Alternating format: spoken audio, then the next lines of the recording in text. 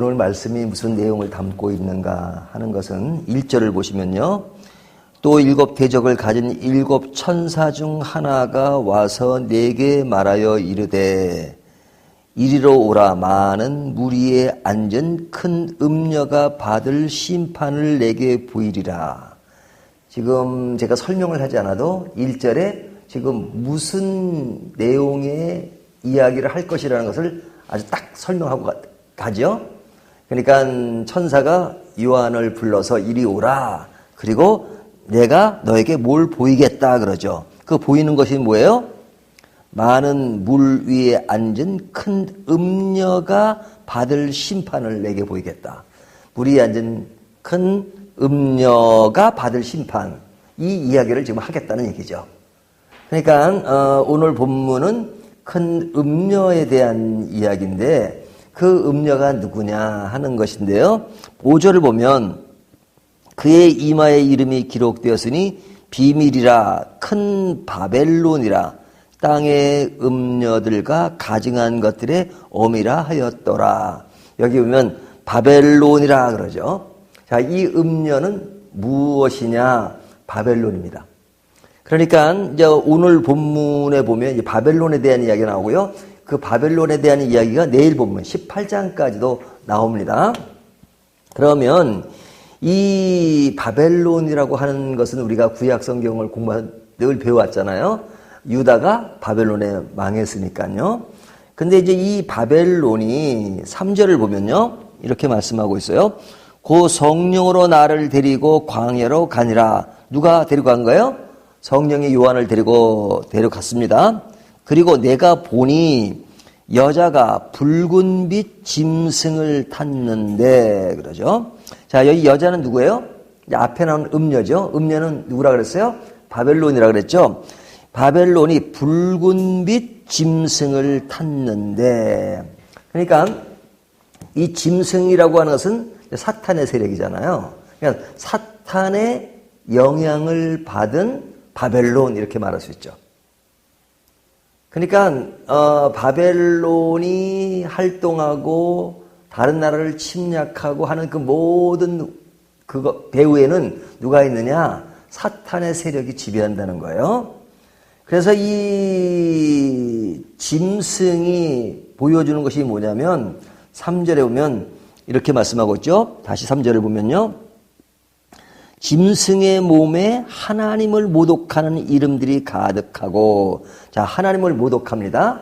이 짐승이 하나님을 모독하고, 4절에 보면 그 여자는 자줏빛과 붉은 빛 옷을 입고 금과 보석과 진주로 꾸미고 손에 금잔을 가졌는데 가정한 물건과 그의 음행에 더러운 것들이 가득하더라 그러죠.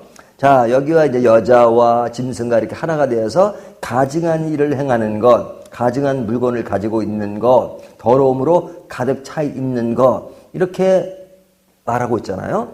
그러니까 이런 겁니다. 바벨론이라는 나라를 등장시키는데 그 바벨론은 그 짐승의 영향을 받아서, 지배를 받아서 그들이 움직여요. 그 움직이는 것은 악한 세력의 영향을 받아서 움직이니까 하는 일이 하나님을 비방하고 그의 모든 삶은 가증하고 더러운 것으로 가득 찼다 하는 이야기죠. 자, 그렇다면 이 바벨론을 실제로 바벨론으로 보아야 될 것이냐? 바벨론을 등장시키지만 이 바벨론이 상징하는 것은 뭐냐면 세상의 그릇된 영향, 이렇게 말하셨습니다. 우리가 이런 말을 하잖아요. 세상을 본받지 말라. 그러죠? 이 세상을 본받지 말라는 것은 이 세상 자체를 부정하지 않아요. 성경은 우리가 사는 땅이 세상이잖아요. 그러니까 이 세상을 우리가 사는데 이 세상의 빛과 소금이 되라. 그러죠? 하나님이 세상을 이처럼 사랑하사 그러잖아요. 그럴 때 말하는 세상은 하나의 우리가 사는 물리적인 세상을 말합니다.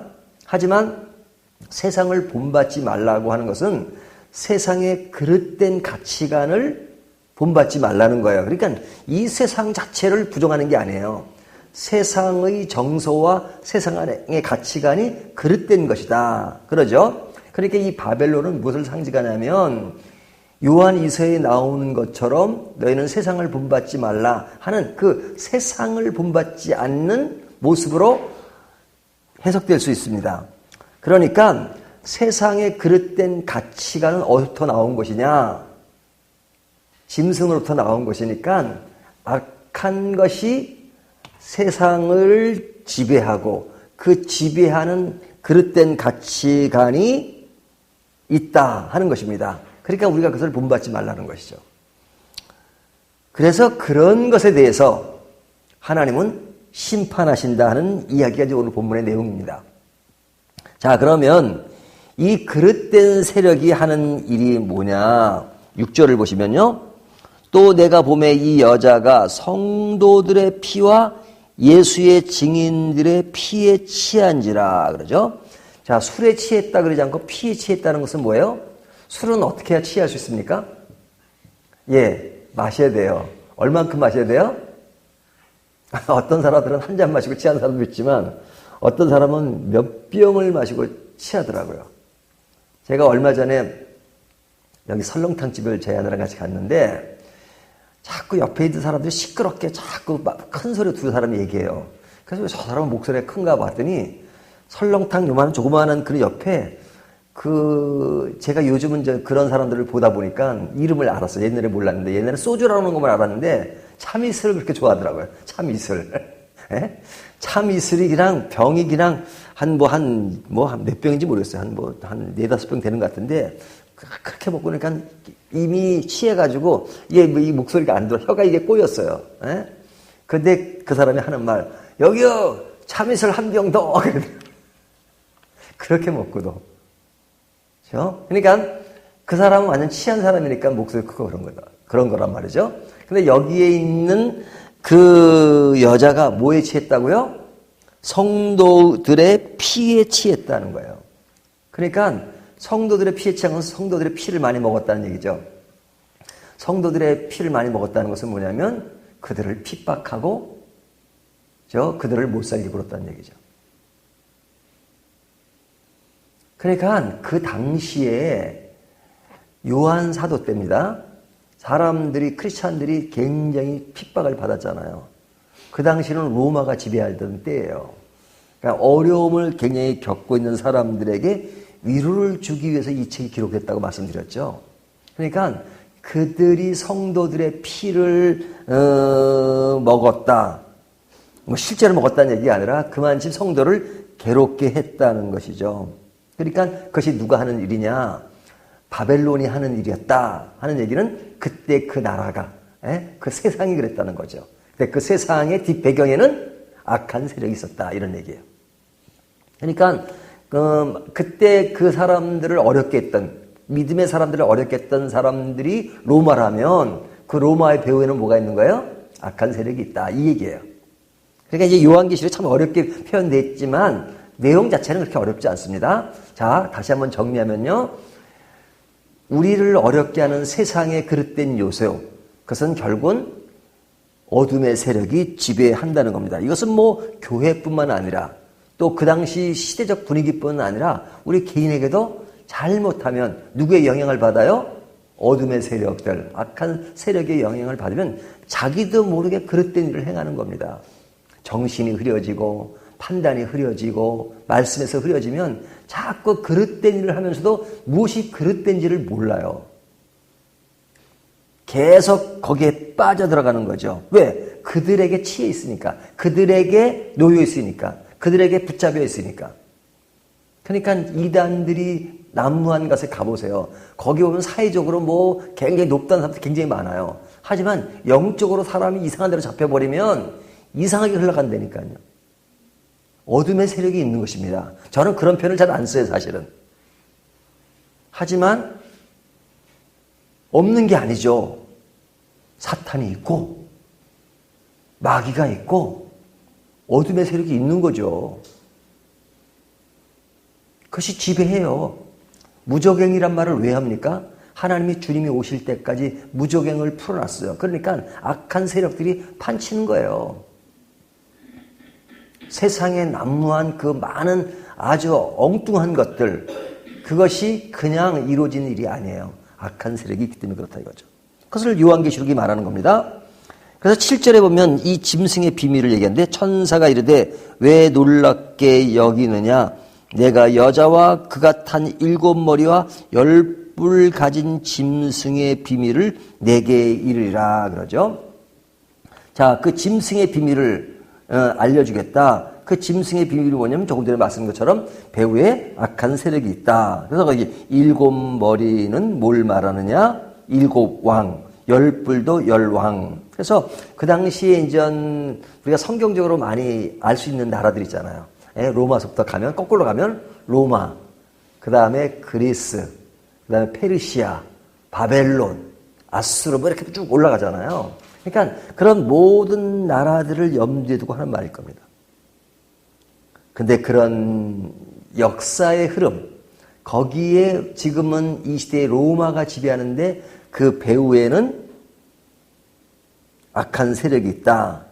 7왕, 10왕. 이런 그 시대가 안고 있는 어려움들을 이야기하는 겁니다. 근데 이들이 하는 일이 뭐냐? 어린 양을 대적한다 이거죠. 어린 양. 그냥 예수님을 대적하는 거죠. 예수님을 대적하는 것이 뭐예요? 성도들을 박해하는 것도 예수님을 대적하는 것이죠. 그래서 이런 와중에 이제 음녀가 뭐 또 동물들을 또 뭐 미워하기도 해요. 16절에 보면 내가 본 바 이 10뿔과 짐승은 음녀를 미워하여 망하게 하고 자기네끼리 막 악한 세력 안에도 서로 싸워요. 서로 싸워요. 그래서 나라가 망하게 되고 그런다 이거죠. 그러니까 당시 그들의 지배로 인하여 성도들이 박해를 받는다.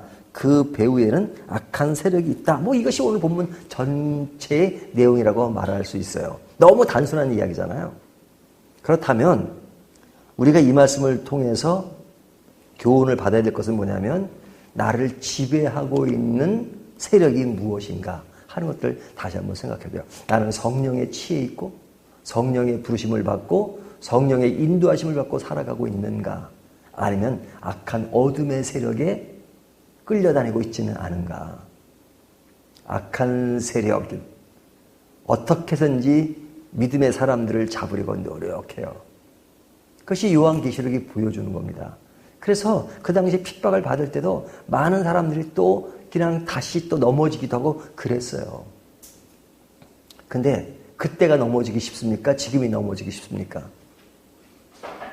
그때는 너무 핍박 시절이니까 아주 물리적인 강한 것이 오니까 뭐 그냥 뭐 예수를 부정할 수도 있죠. 하지만 오늘날 시대는 우리가 너무 자유로운 시대에 살고 있잖아요. 자유로운 시대에 사실은 더 망가질 수 있어요. 그렇죠? 뭐 예수 적당히 믿어도요. 뭐 누가 뭐라 그럽니까? 옛날 같으면은 교회도 엄격했어요. 제가 스코틀랜드 가보면은요. 그 교회 입구에 그 문에 보면은 이렇게 좀 사람 키보다 높은 위치에 이렇게 그 아주 쇠로 만든 동그란 그 목걸이 같은 것이 있어요. 이렇게 있어. 그래서 제가 물어봤어요. 저게 뭐냐고. 그랬더니 뭐냐면 그 당시에 이제 청교도들이 많았잖아요. 예배당에 올 때 뭘 타고 오냐? 말 타고 온대. 말 타고. 귀족들이. 근데 예배 시간에 늦는데요. 늦는 사람은 어떡하느냐? 말 탄 채로 그 쇠로 이렇게 목을 딱 묶어놓은대. 늦어가지고 못 들어오고 딱 묶어놓는 거래요. 예배 시간 늦으면 이게 목을 묶어놔요. 오늘날 그럴 수 있어요? 옛날 시대 그랬다니까요. 교회가 그렇게 엄격했어요. 제가 예전에도 그런 예를 한번 들었죠. 그 조만식 장로님 어떻게 일이 바빠가지고 교회 늦었어요. 딱 예배 시간에 그냥 이렇게 조용히 오는데 그 목사님이 그냥 장로님 거기 서 계세요. 예배 시간도 늦으시고. 그래서 그 끝날 때까지 서 계셨다는 거 아니에요. 그렇게 말하는 목사도 대단하고 장로님도 그때 그냥 바로 움직이지도 않고 거기 서 계셨대요. 좋은 장로, 좋은 목사의 모습이잖아요. 그만치 엄격했어요. 하지만 지금은 자유로우니까 그냥 자유로우니까 근데도 그것이 어떤 문제인지를 모를 때가 많아요. 그 배후에는 사실은 그런 악한 세력이 우리를 지배한다고 생각을 해야 돼요. 그래서 우리의 신앙을 늘 영적으로 각성하지 않으면 안 됩니다. 시대가 그러니까 뭐 그런 거지. 그게 아니에요. 그래서 오늘날 시대에 너무너무 자유로워진 것들이 많잖아요. 동성애 문제도 그렇고, 동성애 문제 부정하면 시대에 또 뒤떨어진 사람이 돼버리고, 그렇게 돼버리잖아요. 하지만 그것은 결코 성경이 원치 않는 것입니다. 그리고 그 배후에는 점점 악한 세력이 펼쳐가면서 그런 것들을 그냥 이렇게 녹여버려요. 그냥. 그렇지. 죄가 아닌 것처럼. 죄에 아주 마비되게 만들어요. 무감각해지게 만들어요. 그러면서 펼쳐지는 그릇된 모습이 없는가. 오늘 말씀 그래요. 우리들에게 큰 세력이 있는데 그 세력의 배후에는 악한 것이 있다 하는 말씀입니다. 오늘 말씀 가지고 우리의 영적인 삶을 보다 넉넉하게 만들어가는 저와 여러분 되시기를 주님의 이름으로 축원합니다.